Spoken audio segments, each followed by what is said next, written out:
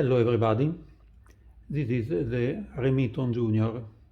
It's another of the 300 typewriters of my father's collection we will review. It's a long work. Remington used the same name Junior for two typewriters, one in the 30 years, and there is already the video of this typewriter in my channel, and also for this model. The later Remington Junior is quite different, and they have in common only the name. Remington started to build this for Junior in 1914.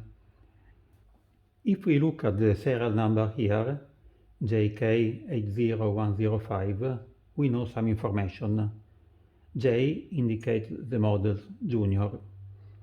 K is the month of production, April. And the fourth number 8 is the year 1918. The rest is a serial number. Here there is a diagram.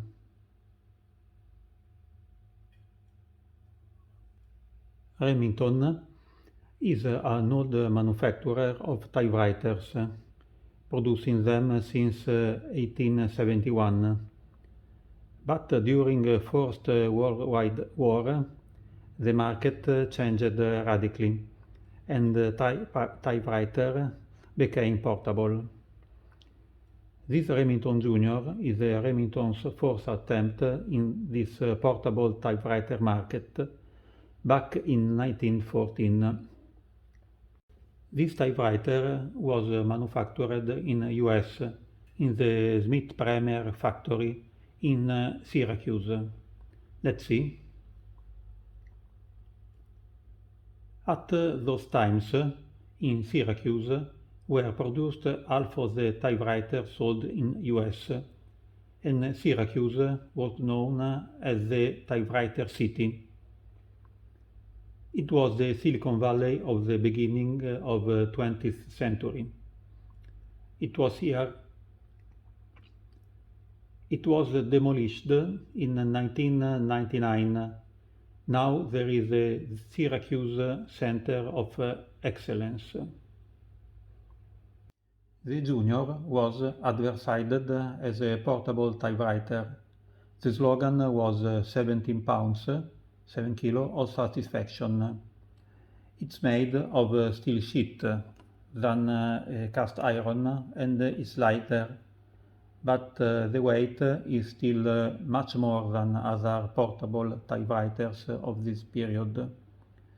Also, it was bigger than a normal portable and smaller than a standard typewriter. The price was $50, that is around $1,300 nowadays. It seems right, but it was more than half of the cost of other Remington typewriters. So Remington abandoned the Junior model, which did not sell well, and introduced a new line of portables in 1921.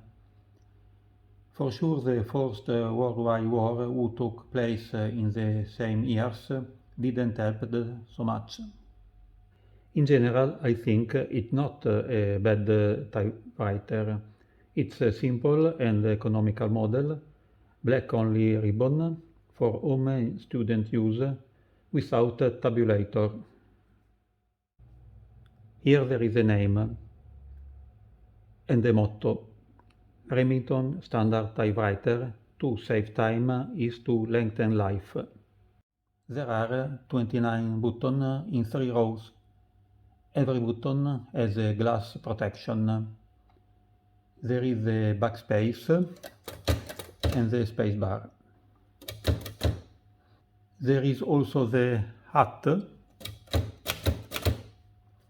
but don't try to send emails with this typewriter, it doesn't work. You see in the buttons there is a letter and a sign or a number. So the type bar has 3 signs, you see? The uppercase and lowercase letter and the sign or number. So you need two shift buttons because in every button you can choose three symbols. And here it is.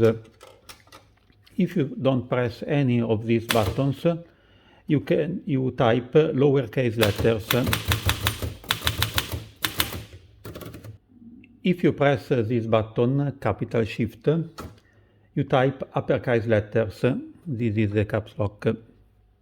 If you press this, figure Shift, you type symbols and numbers in upper part of the button. Also for this there is the same caps lock. There is also a particularity with the shift mechanism. In most of the portable typewriters, when you shift to uppercase or lowercase letters, it's the roller group who goes up and down. You see there? Here it's the typing basket who goes up and down, you see? The typing bar's basket goes up and down, and the different part of the typing bar hits the roller and prints its sign. A nice mechanism. This wheel is a spring tensioner for the tie rod of the carriage.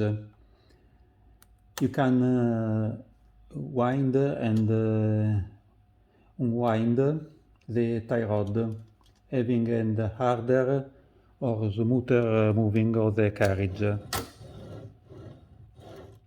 The route of the ribbon is really complicated. The ribbon spools are mounted in the rear, under the carriage.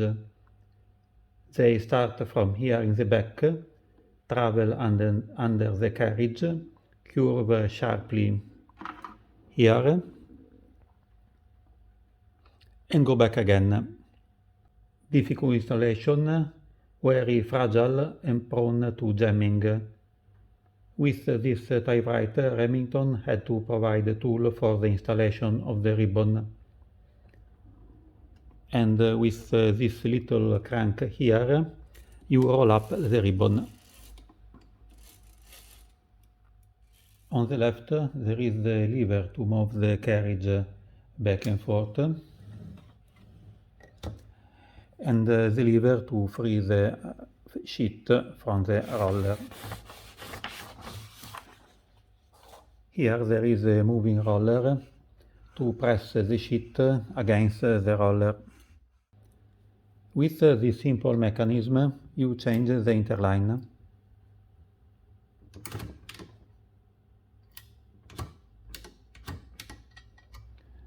And with this lever, you free the roller from the steps.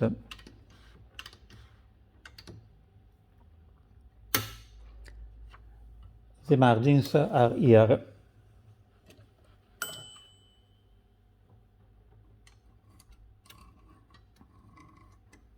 Not very easy to use. And this is the margin bypass. The mechanism of ringing the margin bell is always very nice in the typewriter.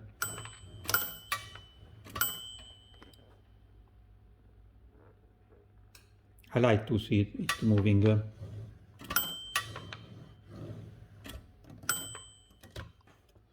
Maybe this typewriter didn't have so much success, but I love it. With his little crank for the ribbon, his mechanism, and his simplicity. Many thanks for watching. Have a nice day.